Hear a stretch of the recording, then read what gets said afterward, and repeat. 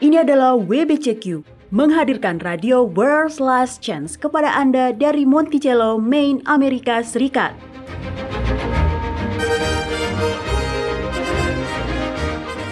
Kejahatan brutal, kerusuhan politik, ketidakstabilan keuangan, semuanya mengarah kepada sebuah krisis yang akan datang, krisis yang belum pernah terjadi sebelumnya. Tetaplah bersama radio World's Last Chance untuk belajar cara Anda dapat bersiap secara rohani menghadapi apa yang berada di depan. Radio WLC mempersiapkan orang untuk menyambut Sang Juru Selamat yang segera kembali.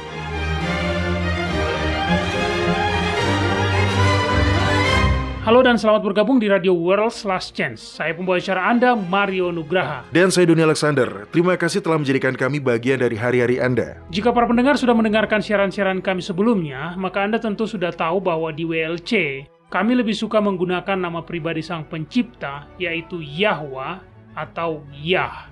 Anda juga akan mendengar kami menyebut El atau Elohim. Kedua kata ini adalah gelar-gelar Ibrani yang mengacu pada Bapa. Nama sang anak adalah Yahusua, atau versi singkatnya yang umum digunakan adalah Yahsua. Nah Mario, Anda dapat mendengar nama Bapa terdapat di dalam nama putranya, ya kan? Ya, saya sangat menyukai nama-nama Alkitabiah. Nama-nama ini memiliki lebih banyak makna. Nah, coba dengarkan dan perhatikan nama Yahwa dalam nama-nama Alkitab ini. Hizkiah, yang berarti kekuatan dari Yahwa. Yeremia berarti yang telah ditentukan oleh Yahwa. Anaiyah berarti Yahwa telah menjawab. Ya, nama-nama itu syarat dengan makna. Yahusua berarti keselamatan dari Yahwa. Nama sang juru selamat itu sendiri mengungkapkan misinya sebagai Mesias. Dia, secara harfiah, adalah keselamatan dari Yahwa. Baik, kita akan membicarakan kalimat yang baru saja Anda katakan, Doni. Keselamatan dari Yahwa. Keselamatan penuh yang tersedia melalui karunia penebusan Yahwa. Sungguh, ini adalah sebuah kabar baik. Ya benar, itu adalah sungguh sebuah kabar baik. Tapi saya pikir, kita sering tidak menganggapnya seperti itu.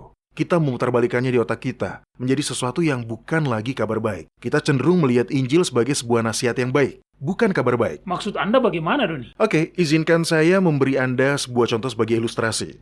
Ada sebuah drama yang berjudul Good Will Hunting di Amerika, yang dirilis pada tahun 1997. Drama ini berkisah tentang seorang petugas kebersihan yang malang bernama Will. Tapi dia sangat jenius dalam matematika.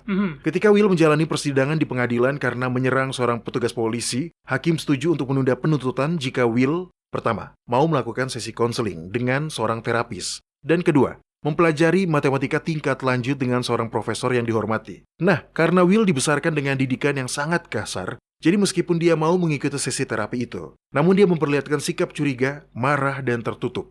Mungkin salah satu adegan paling emosional di seluruh film tersebut adalah saat Will memberitahu terapisnya tentang pelecehan yang dia alami saat dia bertumbuh dewasa. Sang terapis berkata kepadanya, "Itu bukan salahmu." Will semacam mengabaikannya dengan santai sambil berkata, "Saya tahu." Sang terapis itu pun mengulangi kata-katanya, "Itu bukan salahmu." Dia terus mengulangi hal ini kepada Will berulang kali, sampai kata-kata itu akhirnya mulai meresap. Emosi Will berubah-ubah selama sesi terapi itu. Di awalnya menunjukkan persetujuan yang acuh, lalu kecurigaan, amarah yang membara. Namun pada akhirnya dia menerimanya dengan patah hati dan penuh harapan. Dia mulai menangis. Itu benar-benar adegan yang mengharukan. Ya, kedengarannya seperti itu. Tapi bagaimana film drama ini terkait dengan Injil? Maksud saya, selain pesan yang sudah jelas tadi bahwa itu bukan salah Will. Melalui cara Will menanggapi kabar baik dari sang terapis itu, Will memikul semua beban itu ke sana kemari. Dia menyalahkan dirinya sendiri. Kabar baik datang kepadanya saat sang terapis itu berkata bahwa itu bukan kesalahannya. Dia tidak bisa mempercayainya. Dia tidak bisa memikirkan fakta bahwa dia bisa melepaskan beban emosional yang berat itu.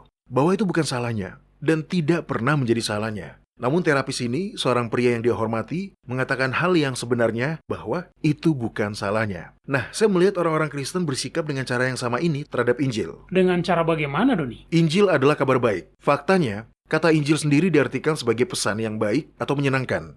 Injil adalah sesuatu yang membuat kita bersuka cita. Seluruh pesan Injil diringkas dalam kitab Yohanes pasal 3 ayat 16. Karena begitu besar kasih Yahwa akan dunia ini, sehingga ia telah mengaruniakan anaknya yang tunggal, supaya setiap orang yang percaya kepadanya tidak binasa, melainkan beroleh hidup yang kekal. Iya, kitab Roma pasal 6 ayat 23 adalah ayat lain yang mencakup keseluruhan kabar baik Injil. Di situ dikatakan, sebab upah dosa ialah maut, tetapi karunia Yahwa ialah hidup yang kekal dalam Kristus Yahusua, Tuhan kita. Ya, ayat itu juga bagus. Karunia Yahwa adalah pengampunan dosa dan hidup yang sesuai dengan kehidupan Yahwa. Itu kabar baik. Orang Kristen sudah seharusnya menjadi orang-orang yang paling bahagia di dunia. Benar. Kita seharusnya dipenuhi dengan sukacita, sebuah kegembiraan yang besar. Namun, khotbah-khotbah dan publikasi-publikasi Kristen berfokus pada apa? Kabar baik yang luar biasa ajaib ini bahwa Yahwa telah memberikan sebuah anugerah terbesar yang mencakup segalanya dan yang perlu kita lakukan hanyalah menerimanya.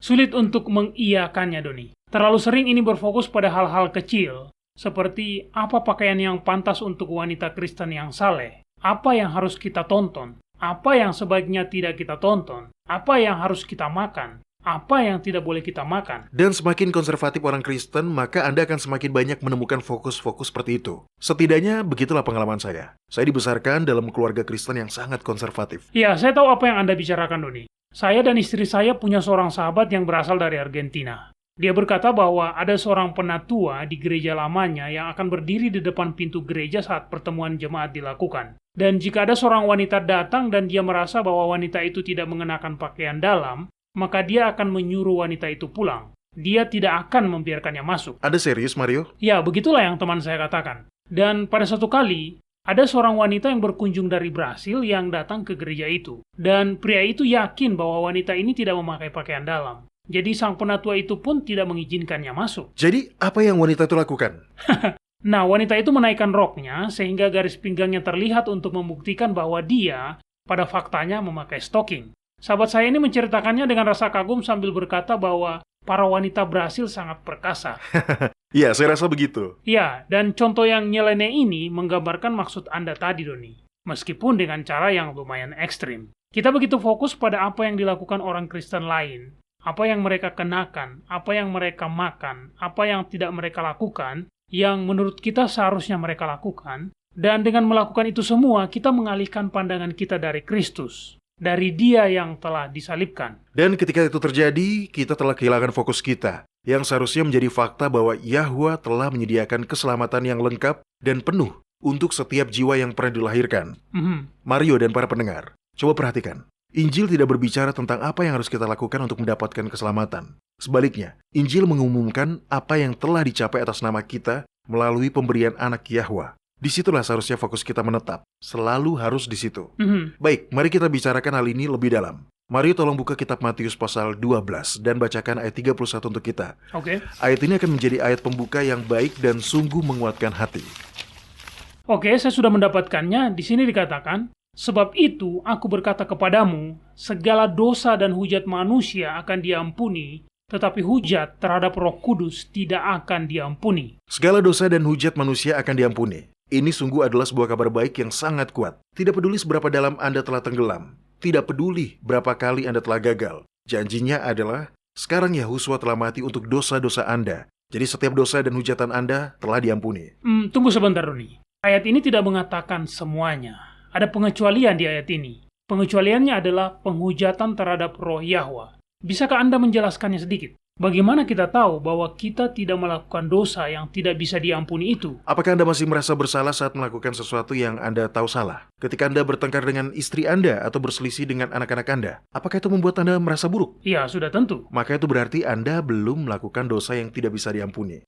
Terlepas dari bagaimana kita menyebutnya sebagai dosa yang tidak dapat diampuni, dosa yang tidak akan diampuni bukanlah dosa tunggal yang spesifik. Itu adalah dosa ketika seseorang menolak dorongan Roh Yahwa secara berulang kali hingga hati orang itu menjadi begitu keras sehingga dia tidak bisa lagi mendengarkan bisikan lembut dari Roh Yahwa. Itulah dosa yang tidak bisa diampuni. Oke, itu masuk akal. Yahwa tidak akan pernah memaksakan keinginan pribadi kita. Jadi jika seseorang telah memilih untuk menjalankan kehendak bebasnya sampai pada titik di mana dia sudah tidak dapat lagi mendengar dorongan roh, maka apalagi yang tersisa yang harus dilakukan Yahwa? Ya, benar. Karena bukan Roh Yahwa yang berhenti mendorong atau menginsyafkan. Sampai pada penutupan masa pencobaan, dia tidak akan pernah berhenti merayu setiap individu. Tetapi seseorang yang dapat hidup dalam dosa sampai pada titik di mana hatinya tidak bisa lagi merespon. Ya, adalah mungkin bagi seseorang untuk tinggal di dalam dosa hingga hatinya mengeras dan tidak bisa merespon lagi. Benar, tapi apakah masih ada harapan bagi seseorang yang mendapati dirinya sudah berada dalam situasi seperti itu, Doni?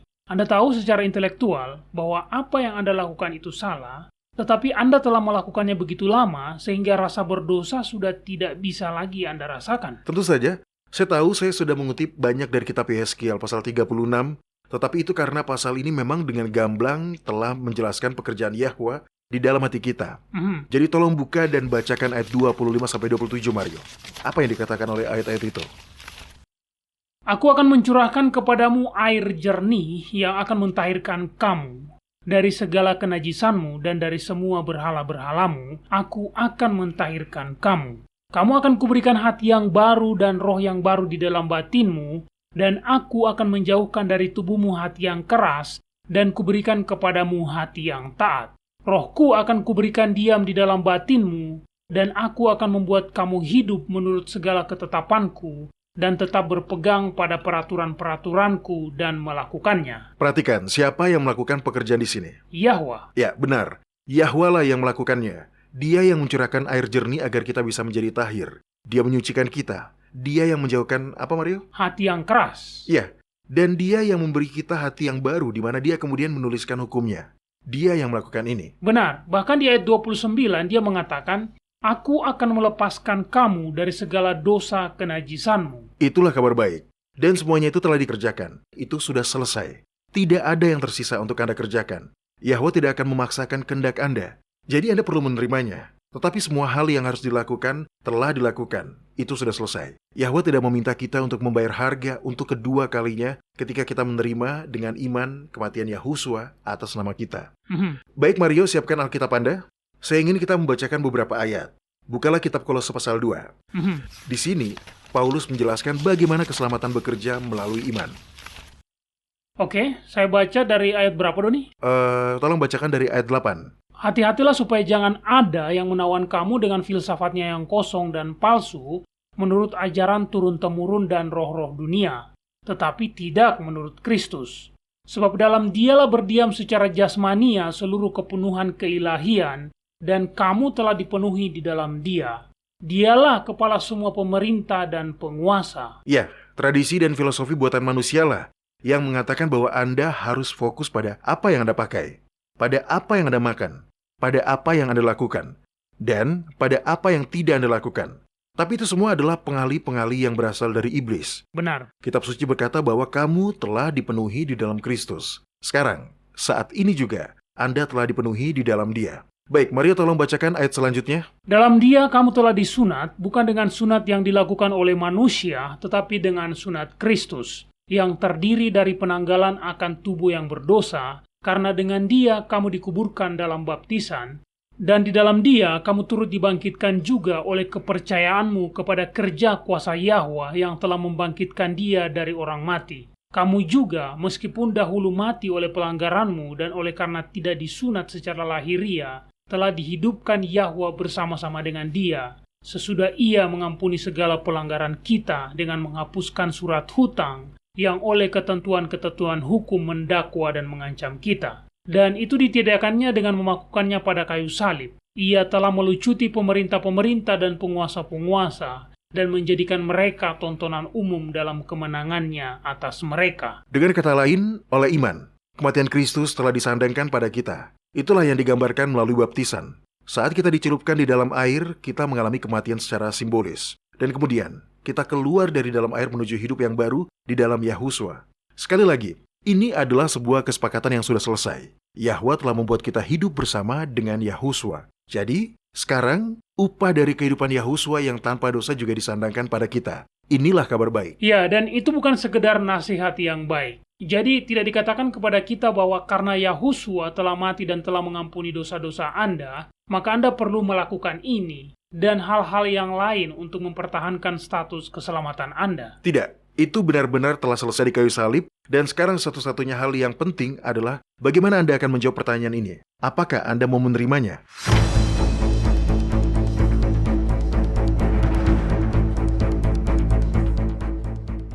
Anda mendengarkan radio World's Last Chance di WBCQ yang mengudara pada gelombang 31 meter di frekuensi 9330 kHz.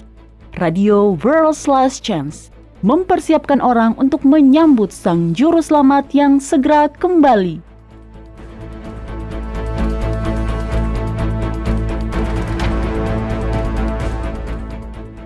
Sebagian besar orang Kristen merayakan kebangkitan Yahusua pada hari Minggu, sementara jutaan orang Yahudi dan umat Protestan pemelihara Sabat beribadah pada hari Sabtu.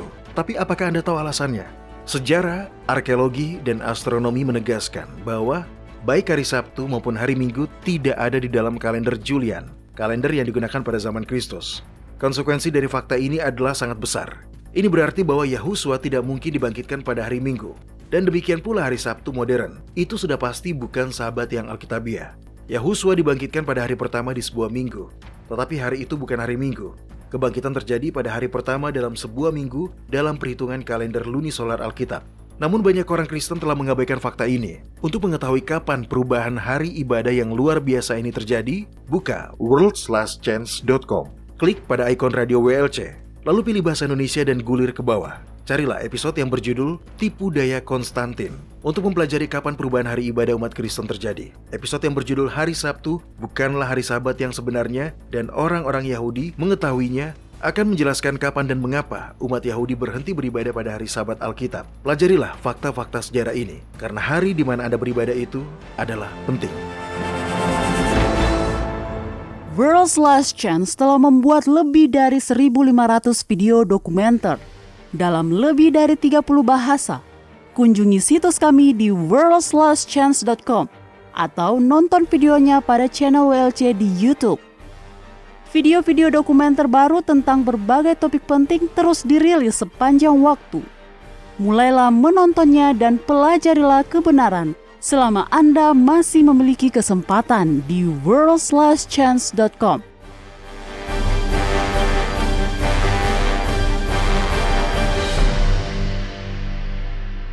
Baik, Mario dan para pendengar, mari kita bicarakan lebih banyak tentang Injil atau kabar baik keselamatan. Seperti yang kita katakan sebelumnya, Injil adalah sebuah kabar baik. Ini bukanlah nasihat tentang apa yang harus saya lakukan atau tidak boleh saya lakukan. Sebaliknya, ini selalu adalah merupakan sebuah berita tentang sesuatu yang telah diselesaikan oleh pihak lain. Jadi kabar baik tentang keselamatan adalah bahwa dalam pandangan Yahwa, kita bukanlah orang-orang berdosa. Ketika Yahusua mati di kayu salib karena dosa-dosa kita, Dia mati menggantikan kita. Ini berarti dosa kita sudah diselesaikan. Kematiannya telah disandangkan pada kita. Dan kita berdiri di hadapan Yahwa seolah-olah kita tidak pernah berdosa. Benar, Doni. Saya suka dengan pembedaan ini. Sebuah nasihat memberitahu Anda apa yang harus Anda lakukan, sementara sebuah berita memberitahu Anda apa yang sudah selesai dilakukan. Ya, dan tema ini diulangi di seluruh kitab Perjanjian Baru. Tetapi kita terlalu sibuk mengkhawatirkan selumbar yang ada di mata saudara-saudari kita, sehingga kita tidak menerimanya. Dan tindakan mengkritik selumbar di mata saudara-saudari kita ini menciptakan balok di dalam mata kita sendiri. Ya, tepat Mario. Oke, tolong buka kitab Efesus pasal 1 dan bacalah ayat 3-6. Oke. Saya menyukai pasal ini. Ayat-ayat ini sangat menginspirasi iman. Baiklah, tunggu sebentar.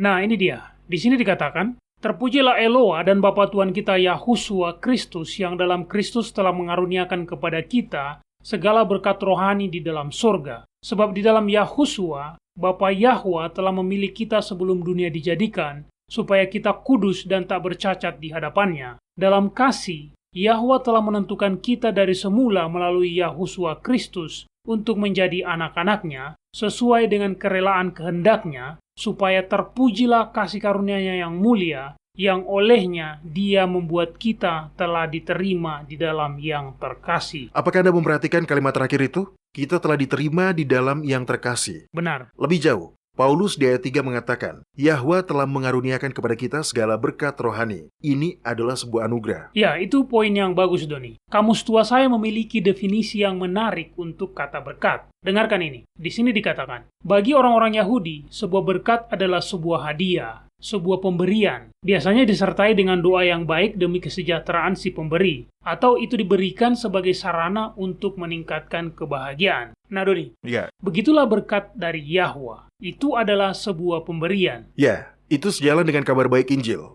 Itu adalah kabar baik. Itu bukan nasihat yang baik. Benar. Sekali lagi, ini membawa kita kembali ke titik pemahaman bahwa berkat-berkat adalah hal-hal yang telah dicapai demi kita dan sekarang sedang dianugerahkan kepada kita. Dan hadiah apa yang lebih baik selain dari membuat kita diterima di dalam yang terkasih? Baik Mario, mari kita lihat kabar baik ini lebih banyak lagi. Oke. Buka kitab Roma pasal 8 ayat 1.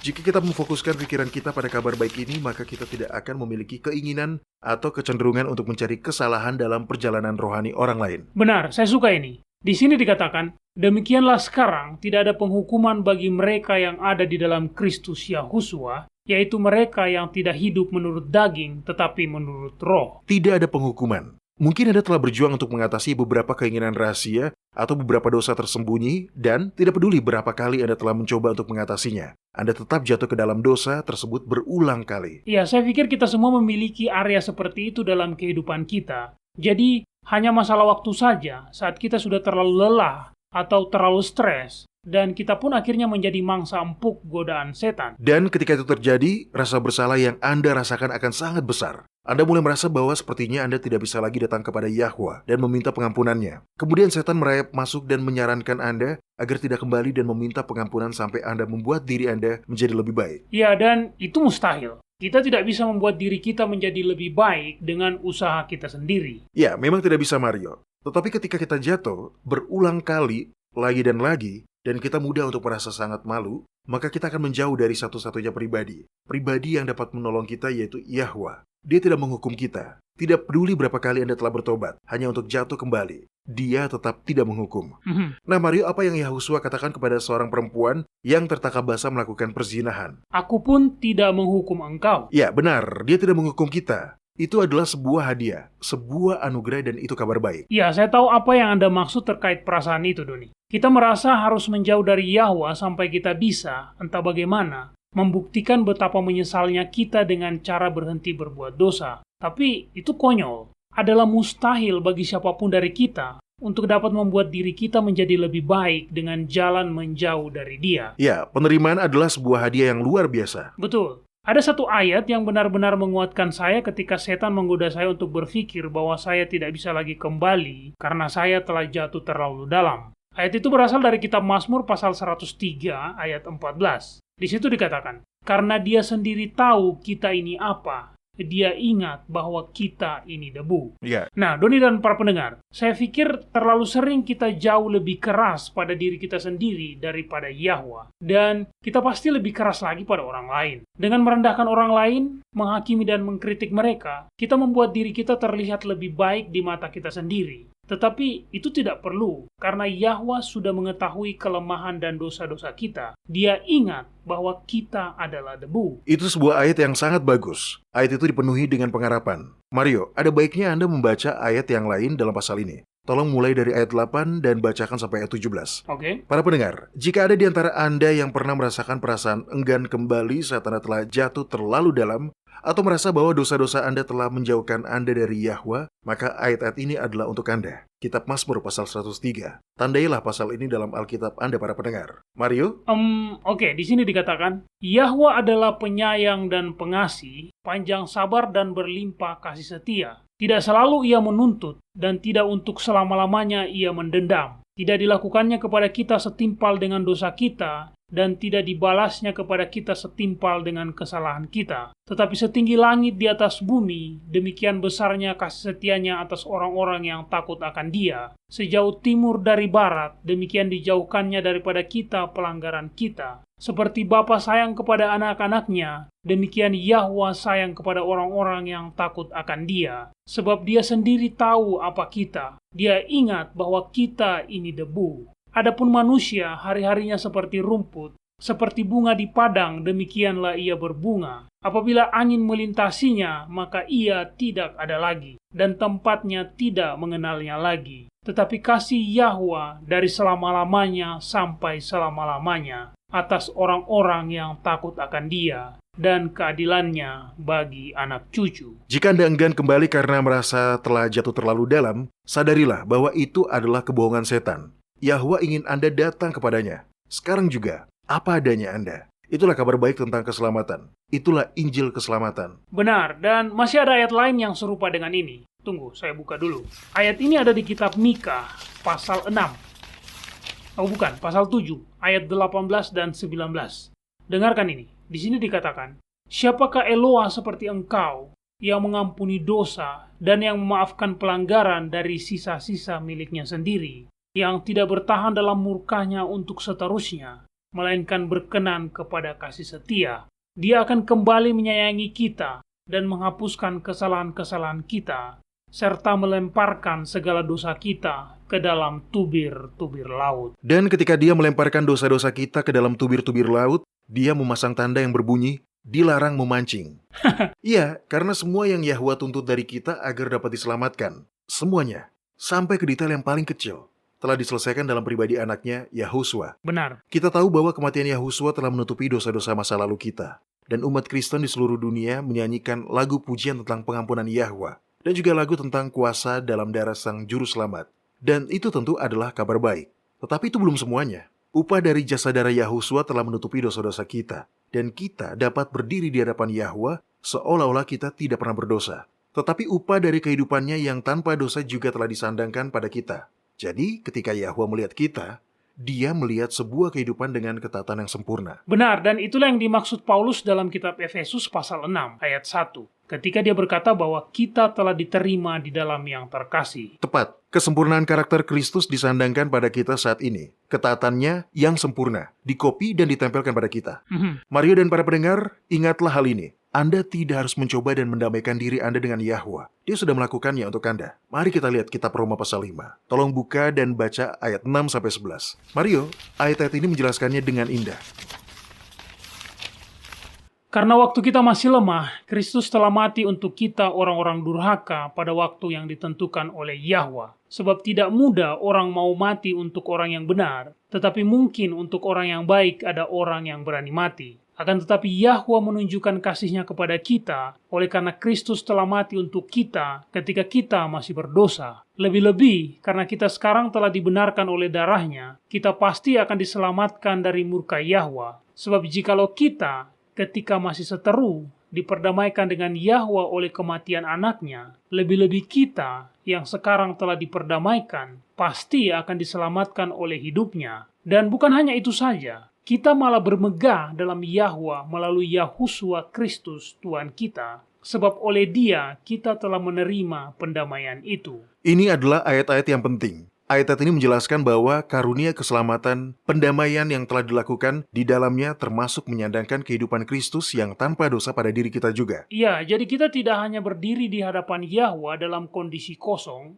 tanpa dosa dan tanpa pahala. Karena upah dari pelayanan Yahuswa yang tidak mementingkan diri sendiri juga telah disandangkan pada kita. Ya, benar. Anda sudah mengerti. Inilah alasan mengapa Yahwa mendesak kita, mari berdamai. Dia menawarkan sesuatu, bukan menuntut sesuatu. Sekali lagi, Injil tidak berbicara tentang apa yang harus kita lakukan untuk mendapatkan keselamatan. Tapi Injil mengumumkan apa yang telah dicapai atas nama kita melalui pemberian anak Yahwa.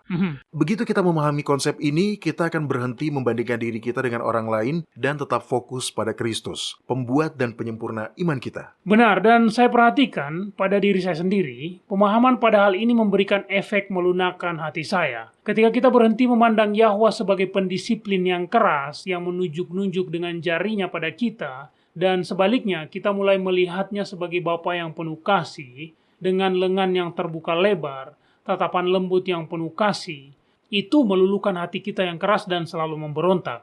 Kita menjadi sangat bersyukur. Iman kita kemudian diperkuat untuk menerima pemberian dan anugerah yang Dia tawarkan. Ya, benar. Rencana keselamatan lebih dari sekedar rencana penebusan. Rencana penebusan menyelamatkan kita dari dosa. Rencana keselamatan memulihkan dalam diri kita citra ilahi yang rusak atau hilang saat Adam terjatuh. Ketika kita menerima anugerah ini, Yahwa membebaskan kita dari rasa bersalah. Dia mematahkan kuasa dosa atas kita. Apakah Anda mengkhotbahkan kesempurnaan, Doni? Bukan kesempurnaan manusia, bukan. Kita masih memakai tubuh yang berdosa, yang terkena dampak dosa, yang terakumulasi selama 6.000 tahun. Jadi saya mengkhotbahkan kesempurnaan Kristus. Kesempurnaannya adalah milik kita, dan itu semua adalah pemberian gratis. Itu adalah sebuah anugerah. Perbuatan itu dilakukan oleh Yahwa dan kita menerimanya dengan iman. Baik, saya ingin menutup segmen ini dengan sebuah janji yang terdapat di dalam kitab Yeremia pasal 31 ayat 31-34. Tolong bacakan untuk kita, Mario. Sesungguhnya akan datang waktunya, demikianlah firman Yahwa, aku akan mengadakan perjanjian baru dengan kaum Israel dan kaum Yehuda, bukan seperti perjanjian yang telah kuadakan dengan nenek moyang mereka pada waktu aku memegang tangan mereka untuk membawa mereka keluar dari tanah Mesir. Perjanjianku itu telah mereka ingkari, meskipun aku menjadi Tuan yang berkuasa atas mereka. Demikianlah firman Yahwa. Tetapi beginilah perjanjian yang akan kuadakan dengan kaum Israel sesudah waktu itu. Demikianlah firman Yahwa. Aku akan menaruh Tauratku dalam batin mereka dan menuliskannya dalam hati mereka. Maka aku akan menjadi Eloa mereka dan mereka akan menjadi umatku. Dan tidak usah lagi orang mengajar sesamanya atau mengajar saudaranya dengan mengatakan, kenallah Yahwa, sebab mereka semua, besar kecil, akan mengenal aku. Demikianlah firman Yahwa. Sebab aku akan mengampuni kesalahan mereka dan tidak lagi mengingat dosa-dosa mereka. Sekarang izinkan saya bertanya kepada Anda, Mario. Jika Yahwa tidak mengingat sesuatu, apakah itu ada? Tidak ada. Jika sesuatu tidak ada dalam pikiran Yahwa, maka sesuatu itu tidak akan pernah ada dimanapun. Begitu pula dengan dosa-dosa kita. Dan itulah anugerah keselamatan dan kabar baik dari apa yang telah diselesaikan.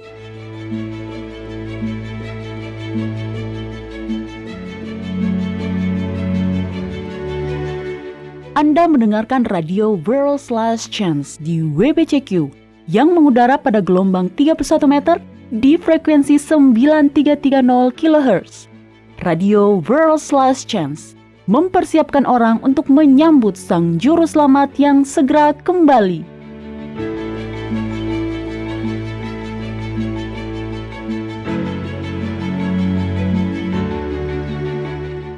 Kerinduan setiap orang Kristen sejak Yahusua terangkat ke surga adalah melihat dia datang kembali dalam awan kemuliaan. Selama hampir 2000 tahun, orang-orang percaya semasa hidup mengharapkan kembalinya Sang Juru Selamat. Sayangnya, banyak orang yang mulai putus asa. Untungnya, nubuatan-nubuatan Nabi Daniel mengungkap di mana posisi kita dalam alur sejarah kehidupan ini. Kitab Daniel pasal 12 bahkan mengungkap urutan kejadian dari peristiwa-peristiwa akhir zaman. Itu bukan hanya sekedar sebuah catatan sejarah masa lalu. Sebaliknya, pasal ini telah mengungkapkan bahwa kita saat ini telah hidup pada masa kesukaran. Jika Anda ingin membaca dan mempelajari lebih lanjut tentang nubuatan menarik ini, kunjungi situs web kami di worldslastchance.com. Kami memiliki banyak artikel tentang nubuatan Alkitab. Masa depan tidak harus menjadi sebuah misteri. Surga ingin Anda mengetahuinya, sehingga Anda bisa berjaga-jaga dan mempersiapkan diri. Kunjungilah kami hari ini di worldslastchance.com.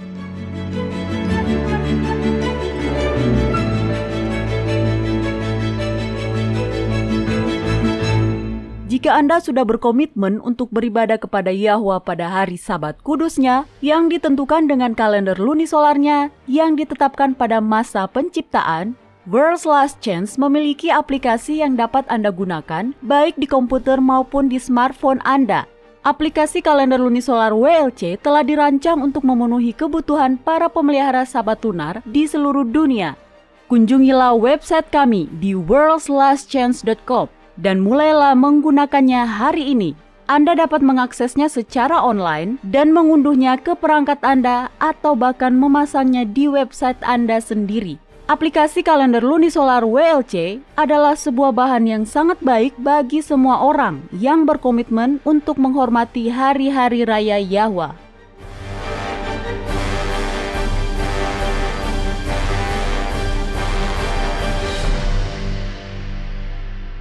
Baik, pertanyaan dalam kotak surat harian kita pada hari ini datang dari Libya. Saya pikir ini adalah pertanyaan pertama kita dari Libya. Ya kan, Doni? Iya, saya rasa juga begitu, Mario. Tahukah Anda bahwa pemerintah Libya menyediakan rumah atau apartemen gratis untuk semua pasangan yang baru menikah? Sungguh? Wah, itu sangat menyenangkan. Saya berharap mereka mau melakukannya di sini. Baik, Hamsa dari Baida, Libya, menyampaikan sebuah pertanyaan. Dia berkata, saya telah mendengarkan dengan penuh minat sebuah program Anda yang berbicara tentang wujud atau bentuk alami Yahusua dan bahwa dia tidak memiliki praeksistensi sebelum kelahirannya. Menurut saya ini agak membingungkan. Jika dia adalah makhluk ciptaan, bagaimana dia bisa menjadi juru selamat kita? Terima kasih atas pertanyaan Anda, Hamzah. Saya bisa memahami mengapa Anda bingung, tetapi kebingungan Anda berasal dari kesalahpahaman. Yahusua tidak diciptakan. Adalah benar bahwa dia tidak ilahi. Dia juga tidak memiliki kehidupan prainkarnasi sebelum kelahirannya. Ajaran-ajaran seperti ini adalah buah dari doktrin Tritunggal yang sesat. Tunggu, Doni. Saya ingin menambahkan informasi sedikit di sini. Bagi Anda yang belum memiliki kesempatan untuk mempelajari bahwa doktrin Trinitas atau Tritunggal berasal dari agama berhala kuno, dan bahwa ajaran Tritunggal ini barulah muncul ratusan tahun kemudian dan tidak pernah menjadi bagian dari doktrin umat Kristen Apostolik, maka Anda dapat mempelajarinya lebih lanjut di situs web kami. Kami punya beberapa artikel tentang masalah ini. Ajaran ini layak untuk dipelajari karena ajaran salah ini sudah tersebar begitu luas. Tetapi ajaran ini dapat dengan mudah dibantah menggunakan Alkitab. Baik Doni, silakan dilanjutkan. Saya hanya ingin menambahkan informasi itu. Setiap orang perlu mempelajari topik itu sendiri secara pribadi. Oke, tidak masalah Mario. Itu bagus, Anda benar. Setiap orang perlu mengetahui kebenaran. Karena kesalahan doktrin Trinitas membawa serta banyak kesalahan lain juga. Dan itulah yang menyebabkan Hamzah menjadi kebingungan. Sekali lagi, Yahusua tidak ilahi. Tetapi itu tidak berarti bahwa dia diciptakan. Dia persis seperti yang dikatakan kitab suci. Dia diperanakan. Itu benar. Kitab suci berulang kali menyebut dia sebagai anak tunggal Yahwa. Jadi, jika demikian, apakah tepat untuk menyebut Yahusua sebagai juru selamat? Tentu. Dan terlepas dari itu semua, dia memang menjalani kehidupan yang sempurna. Dia berserah diri sepenuhnya pada kehendak Bapanya. Dia menyerahkan nyawanya untuk kita. Dia adalah juru selamat kita. Tetapi yang tidak boleh kita lupakan adalah bahwa melalui itu semua, juru selamat tertinggi kita adalah Yahwa sendiri. Benar. Apakah Anda ingat apa yang Abraham katakan pada Ishak ketika Ishak bertanya, di mana anak domba untuk korban bakaran? Elohim akan menyediakan anak domba. Ya, tetapi secara khusus jika kita membaca kitab Kejadian pasal 22 ayat 8, kata demi kata, di situ dikatakan, anakku, Elohim akan menyediakan sendiri seekor domba. Nah, dengan kata lain, Yahwa lah yang menyediakan anak domba untuk menghapus dosa dunia. Jadi di tingkat tertinggi, Yahwa sendiri adalah juru selamat kita. Oke, coba buka kitab Mazmur pasal 74 ayat 12. Apa yang dikatakan di situ, Mario? Di sini dikatakan, Engkau, ya Elohim, adalah rajaku dari zaman purbakala yang melakukan penyelamatan di atas bumi. Maria bahkan lebih belak-belakan lagi. Dalam kitab Lukas pasal 1, kita membaca nyanyian sukacitanya setelah dia diberitahu bahwa dia akan melahirkan Mesias. Dalam ayat 46 dan 47 dia berkata, jiwaku memuliakan Yahwa, dan hatiku bergembira karena Elohim juru selamatku.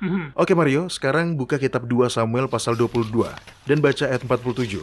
Ini adalah Mazmur Daud yang dia nyanyikan setelah berperang dengan para raksasa Filistin. Dia mengakui kuasa dan kekuatan Yahwa. Apa yang dia katakan di sana? Yahwa hidup. Terpujilah gunung batuku, dan ditinggikanlah kiranya Eloa gunung batu keselamatanku. Jadi, sekali lagi, di titik puncak, Yahwa adalah juru selamat kita.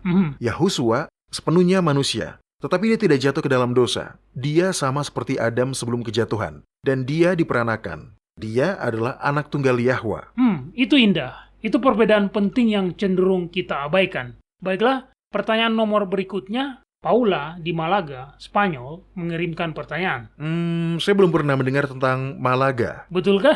Ada hampir 1 juta orang di dalamnya dan Malaga adalah salah satu kota tertua di dunia. Kota ini didirikan hampir 3.000 tahun yang lalu, Doni. Wow, saya baru tahu itu, Mario. Oke, jadi apa pertanyaannya, Paula? Dia berkata, saya telah diberitahu bahwa Yahwa membatasi kekuatan setan. Sejujurnya, melihat dunia di sekitar kita, terkadang tidak terlihat seperti itu sama sekali. Apakah benar bahwa Yahwa memang membatasi kekuatan iblis? Dan jika demikian, dengan cara bagaimana dia melakukannya? Itu sebuah pertanyaan yang baik. Ya, saya pikir juga begitu. Dan jika kita dapat mengenali waktu-waktu mana saja Yahwa menahan setan, itu dapat meningkatkan iman kita untuk terus bertahan. Jadi, berbicara secara spesifik, bagaimana cara-cara yang digunakan Yahwa untuk membatasi kekuatan iblis? Mari kita mulai dengan melihat ayat yang menarik dalam kitab 2 Korintus pasal 4. Tolong bacakan ayat 3 dan 4, Mario.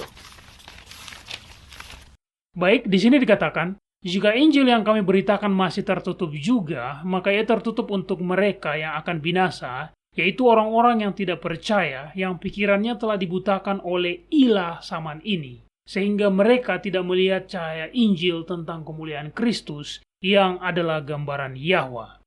Oke. Bagaimana ayat ini menjawab pertanyaan Paula? Kitab suci dalam ayat tadi mengatakan bahwa setan adalah ilah dari bumi ini. Sebagai ilah dari dunia ini, dia telah membutakan pikiran orang-orang yang tidak percaya. Sebaliknya, kitab Efesus pasal 2 menyatakan perbandingan yang kuat antara orang-orang percaya dan yang tidak percaya. Buka kitab Efesus pasal 2 dan baca ayat 1-6. Ini menjelaskan salah satu cara Yahwa membatasi kuasa setan. Nah, ini dia. Di sini dikatakan, Kamu dahulu sudah mati karena pelanggaran-pelanggaran dan dosa-dosamu. Kamu hidup di dalamnya karena kamu mengikuti jalan dunia ini, karena kamu menaati penguasa kerajaan angkasa, yaitu roh yang sekarang sedang bekerja di antara orang-orang durhaka. Sebenarnya, dahulu kami semua juga terhitung di antara mereka, ketika kami hidup di dalam hawa nafsu daging dan menuruti kehendak daging dan pikiran kami yang jahat. Pada dasarnya, kami adalah orang-orang yang harus dimurkai sama seperti mereka yang lain. Tetapi Yahwa yang kaya dengan rahmat, oleh karena kasih-Nya yang besar yang dilimpahkannya kepada kita, telah menghidupkan kita bersama-sama dengan Kristus, sekalipun kita telah mati oleh kesalahan-kesalahan kita. Oleh kasih karunia kamu diselamatkan, dan di dalam Kristus Yahusua, Dia telah membangkitkan kita juga dan memberikan tempat bersama-sama dengan Dia di tempat surgawi. Kita semua berawal sebagai orang-orang yang mati karena pelanggaran-pelanggaran. Ketika kita mati dalam pelanggaran-pelanggaran kita, setan membutakan pikiran kita pada kebenaran kasih Yahwa untuk kita. Tapi Yahwa tidak menyerah. Dia membuat kita hidup. Sama seperti Dia membangkitkan Yahusua. Dia juga membangkitkan semua orang yang oleh iman telah mati bersama Yahusua. Kemudian, Dia menciptakan kembali pikiran dan hasrat kita dan membangkitkan kita kembali ke dalam kehidupan yang baru melalui iman di dalam jasa Yahusua. Ini adalah cara terbesar Yahwa membatasi kekuatan setan. Jadi pada dasarnya kita memiliki seorang musuh tak terlihat yang bekerja baik secara terselubung di alam pikiran atau secara kasat mata melalui orang-orangnya. Tapi dia hanya bisa bertindak sejauh ini. Iya, betul. Menurut Anda, mengapa setiap orang saat ini sangat rentan terhadap pengaruh setan? Iya, mereka sangat rentan. Coba lihat sekeliling kita dan tidak peduli apapun keyakinan agama Anda, atau bahkan jika Anda tidak beragama, tapi terlihat jelas bahwa seluruh dunia sangat rentan terhadap pengaruh setan. Nah, Anda harus ingat bahwa banyak orang yang tidak percaya bahwa setan itu ada. Akibatnya, mereka tidak benar-benar memandangnya sebagai ancaman. Jika Anda berpikir iblis hanyalah dongeng Kristen yang dirancang untuk menakut-nakuti anak-anak, Anda tidak akan menanggapi ancaman itu dengan serius. Iya, jika Anda bisa melihat ancamannya, lebih mudah untuk melawan. Dan sebaliknya, jika ancamannya tidak terlihat, Anda bahkan bisa menganggapnya tidak ada. Tetapi apa yang Paulus katakan kepada orang-orang di Efesus dalam kitab Efesus pasal 6 ayat 12, Mario? Saya tidak tahu, Doni. Tunggu, saya buka dulu. Oh ya, ayat ini. Di sini dikatakan, karena perjuangan kita bukanlah melawan darah dan daging, tetapi melawan pemerintah-pemerintah, melawan penguasa-penguasa, melawan penghulu-penghulu dunia yang gelap ini, melawan roh-roh jahat di udara. Ancamannya sangat nyata, tetapi itu hanya bisa dilihat dengan mata iman. Nah, silakan baca ayat 13, Mario. Sebab itu ambillah seluruh perlengkapan senjata Yahwa, supaya kamu dapat mengadakan perlawanan pada hari yang jahat itu dan tetap berdiri, sesudah kamu menyelesaikan segala sesuatu. Perlengkapan senjata Yahwa itu sendiri adalah sebuah hadiah. Itu memberi kita ikat pinggang kebenaran, baju zirah keadilan, dan perisai iman. Semua ini adalah anugerah ilahi. Anugerah diartikan sebagai bantuan yang tidak layak kita terima. Dalam setiap karunia ini, Yahwa membatasi kekuatan setan. Benar, dan ada satu cara yang dapat saya lihat di mana Yahwa membatasi kekuatan setan. Dan cara itu adalah dengan menyinarkan lebih banyak kebenaran ke dalam dunia. Setan memiliki banyak kebohongan, tapi Yahwa juga mencurahkan lebih banyak kebenaran. Ya, benar. Saya tahu bahwa ketika hal-hal buruk terjadi, kita ingin menunjukkan secara spesifik bagaimana Yahwa menyelamatkan nyawa orang-orang, memulihkan kesehatan mereka, menyelamatkan mereka dari keadaan darurat. Dan jangan salah paham, Yahwa pasti melakukan semua ini dan masih akan melakukannya lebih banyak lagi.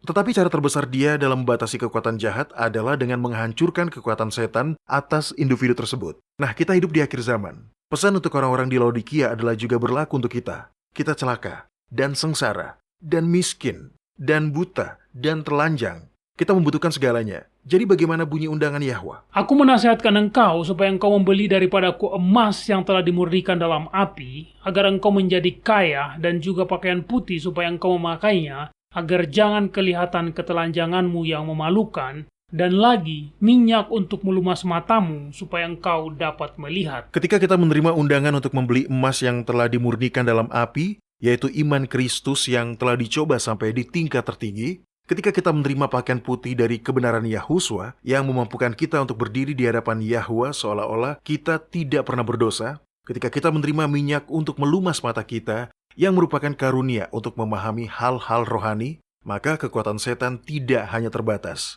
tapi runtuh. Dan hal ini akan mempengaruhi setiap bidang kehidupan kita. termasuk masalah duniawi seperti pekerjaan-pekerjaan kita, mata pencarian kita, kesehatan kita. Dan intinya pada semua hal di mana kita memerlukan perlindungan dari kuasa setan. Betapa mulianya Eloa yang kita layani. Baiklah para pendengar, jika Anda memiliki pertanyaan, silakan sampaikan kepada kami. Kami sungguh ingin mendengarnya. Kunjungi saja worldslastchance.com, pilih bahasa Indonesia dan klik hubungi kami. Kami selalu senang mendengar umpan balik dari para pendengar kami di seluruh dunia. Dan saya pribadi menikmatinya karena saya juga belajar banyak dari pertanyaan-pertanyaan Anda. Jadi silakan kirim pesan-pesan Anda kepada kami, klik saja hubungi kami di worldslastchance.com. Anda menyukai apa yang Anda dengar?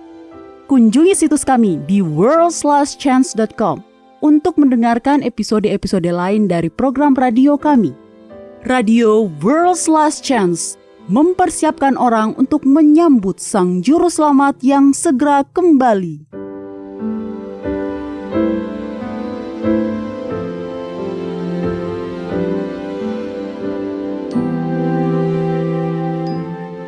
Ini adalah janji harian Anda dari firman Yahwa. Holly Paxley baru saja melahirkan anak keduanya, seorang bayi perempuan. Putranya berusia 2 tahun, dan meskipun dia menjadi semakin sibuk, tapi seharusnya ini menjadi masa-masa yang sangat membahagiakan. Namun, ketika putrinya baru berusia 5 minggu, suaminya memutuskan untuk meninggalkannya.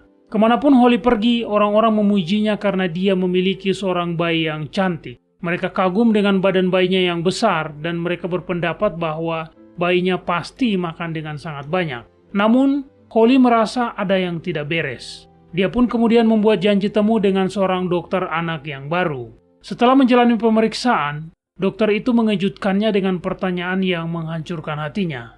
Dia bertanya, "Apakah ada riwayat penyakit otot dalam keluarga Anda?" Holly kemudian diberi rujukan ke seorang ahli saraf pediatrik, dan dari saat itu dia pun mulai mendatangi dokter demi dokter, spesialis demi spesialis. Mereka menemui ahli genetik, dokter spesialis pencernaan, ahli endokrin, ahli terapi fisik, ahli terapi bicara, dan beberapa ahli saraf yang lain. Selama 2 tahun, Holly mencari jawaban, tetapi tidak berhasil. Tidak ada yang bisa mengatakan apa yang salah. Tetapi mereka semua mengatakan bahwa sangat kecil kemungkinan gadis kecilnya bisa berjalan dan bahkan sekedar duduk. Akhirnya pada suatu hari, dia merasa tidak sanggup lagi. Holly memutuskan untuk berhenti.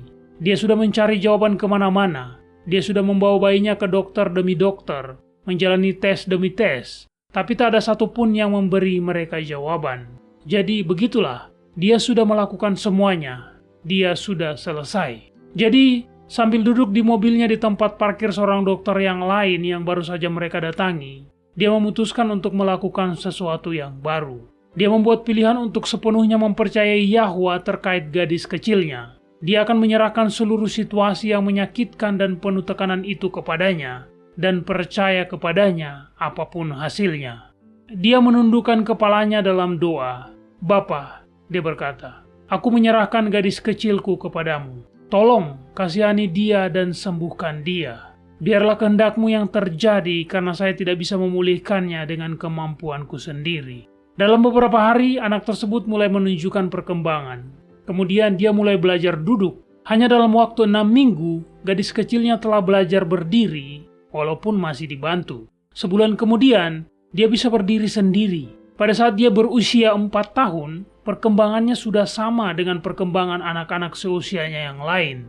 Hari ini, sebagai anak berusia 10 tahun yang energik, dia jadi penunggang kuda dan mengalahkan saudara laki-lakinya. Holly berkata, "Dari sekian banyak dokter yang pernah memeriksa anaknya, tidak ada satupun yang bisa menjelaskan kondisi anaknya dengan logika medis. Sebaliknya, mereka menggunakan kata-kata iman dan menyebutnya bayi ajaib." Dan itu benar. Ini adalah urusan Elohim. Begitu saya melepaskan keinginan duniawi saya untuk mengendalikan kondisi itu dan memilih untuk berserah kepada Yahwa, Dia menunjukkan kepada saya betapa berkuasanya Dia. Begitu saya melangkah mundur, Dia masuk. Para pendengar, jika Anda merasa sudah sangat terbebani oleh masalah-masalah kehidupan, serahkanlah kepada Bapa Surgawi Anda yang mengasihi Anda. Kitab Mazmur pasal 55 ayat 23 berkata, serahkanlah khawatirmu kepada Yahwa, maka Ia akan memelihara engkau. Tidak untuk selama-lamanya dibiarkannya orang benar itu goyah. Kepada kita telah diberikan janji-janji yang besar dan berharga, majulah dan mulailah mengaminkannya.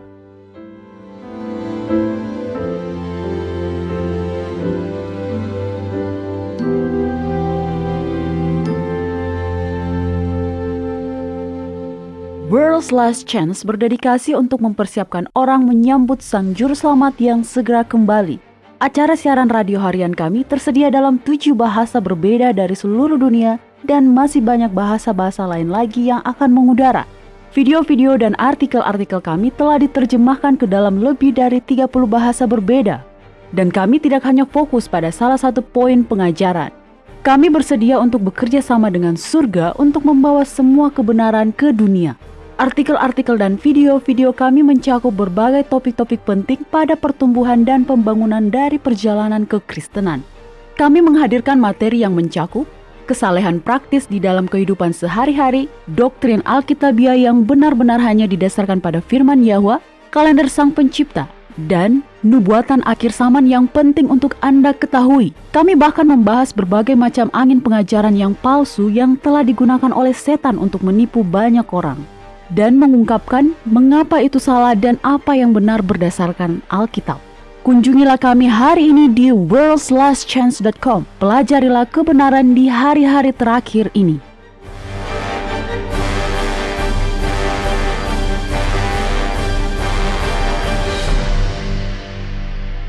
Baik, Doni, saya harus mengatakan bahwa saya benar-benar diberkati dengan diskusi kita hari ini. Banyak program radio kita serta artikel kita di situs web yang membahas tentang nubuatan dan peristiwa-peristiwa yang akan terjadi di akhir zaman.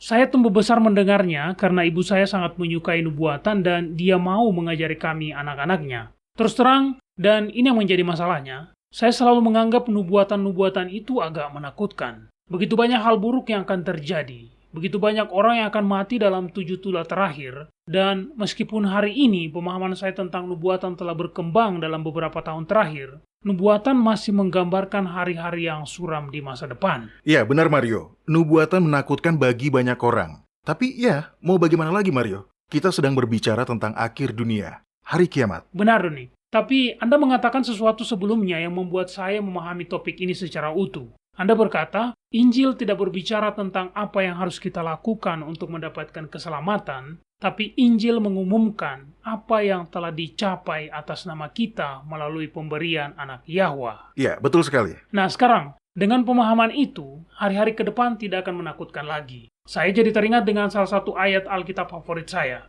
Kitab Roma pasal 8 ayat 31 dan 32, di mana dikatakan, sebab itu, apakah yang akan kita katakan tentang semuanya itu? Jika Yahwa di pihak kita, siapakah yang akan melawan kita? Ia yang tidak menyayangkan anaknya sendiri, tetapi yang menyerahkannya bagi kita semua, bagaimanakah mungkin ia tidak mengaruniakan segala sesuatu kepada kita bersama-sama dengan Dia? Amin. Inilah Injil itu. Ketika kita menerima bahwa kita telah dibenarkan, bahwa secara harfiah semua yang kita butuhkan untuk diselamatkan telah disediakan bagi kita, dan yang perlu kita lakukan hanyalah menerimanya dengan iman, maka tidak ada lagi ruang untuk takut. Pengetahuan seperti ini, realisasi dari kedalaman kasih Yahwa untuk Anda, secara individu, memberikan iman Anda sebuah sawi yang tak tergoyahkan untuk dipegang teguh.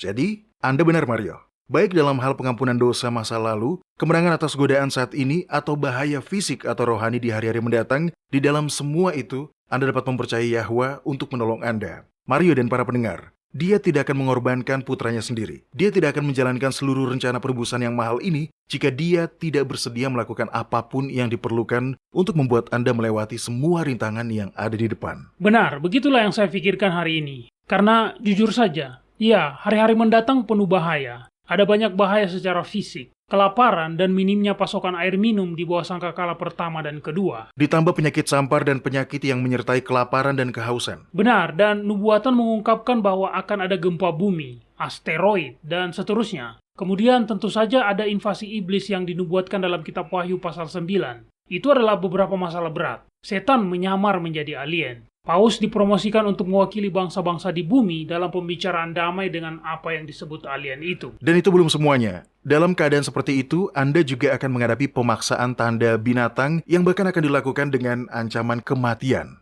Ada banyak hal yang akan terjadi antara sekarang dan akhir dunia. Saya mengerti mengapa dulu sebagai seorang anak hal itu menakutkan bagi Anda. Bahkan hal ini juga menakutkan bagi orang-orang dewasa. Ya, tapi sekarang kita tidak perlu takut. Karena Yahwa ada di pihak kita.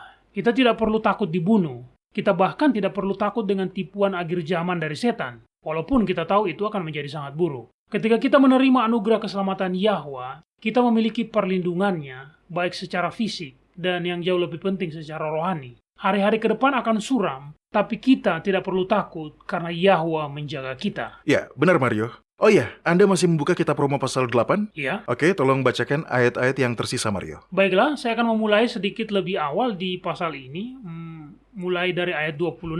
Di sini dikatakan, demikianlah juga Roh membantu kita dalam kelemahan kita, sebab kita tidak tahu bagaimana sebenarnya harus berdoa, tetapi Roh sendiri berdoa untuk kita kepada Yahwa dengan keluhan-keluhan yang tidak terucapkan. Dan Yahwa yang menyelidiki hati nurani mengetahui maksud Roh itu, yaitu bahwa ia sesuai dengan kehendak Yahwa berdoa untuk orang-orang kudus. Kita tahu sekarang bahwa Yahwa turut bekerja dalam segala sesuatu untuk mendatangkan kebaikan bagi mereka yang mengasihi Dia, yaitu bagi mereka yang terpanggil sesuai dengan rencana Yahwa. Itu indah. Jika Anda merasa bahwa Anda butuh sesuatu, jika Anda menginginkan pertolongan Yahwa, tetapi Anda berjuang untuk mengungkapkannya dengan kata-kata, maka Roh Yahwa ada di sana. Bahkan dalam keadaan seperti itu, Anda tidak perlu takut. Bapa Surgawi Anda bahkan akan memberikan Roh-Nya untuk membantu Anda berdoa untuk memohonkan apa yang Anda butuhkan.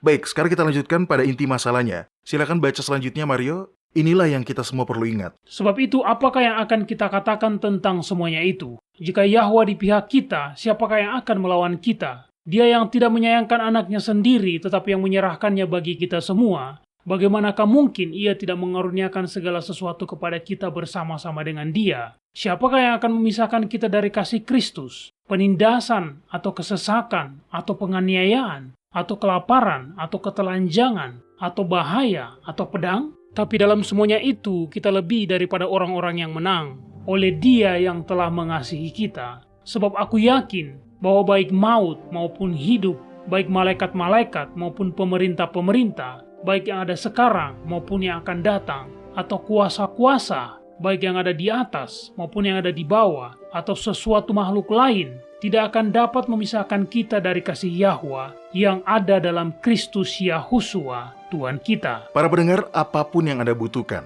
Yahwa akan menyediakannya. Harta surgawi tersedia bagi semua orang yang menerima anugerah keselamatan. Jadi jangan menunggu, kembalilah kepada Bapa dan terimalah keselamatan hari ini. Dia menunggu dengan tangan terbuka lebar untuk menerima semua orang yang datang kepadanya. Iya, kitab Yohanes pasal 6 ayat 37 adalah sebuah janji yang kita semua bisa klaim. Di situ dikatakan, semua yang diberikan Bapa kepadaku akan datang kepadaku, dan barang siapa datang kepadaku, ia tidak akan kubuang. Jadi, datanglah kepada Yahwa. Dia memiliki segala yang diperlukan untuk menolong Anda melewati segala rintangan. Baik para pendengar, bergabunglah kembali bersama kami besok. Sampai jumpa, dan ingat, Yahwa mengasihi Anda, Dan Dia aman untuk dipercaya.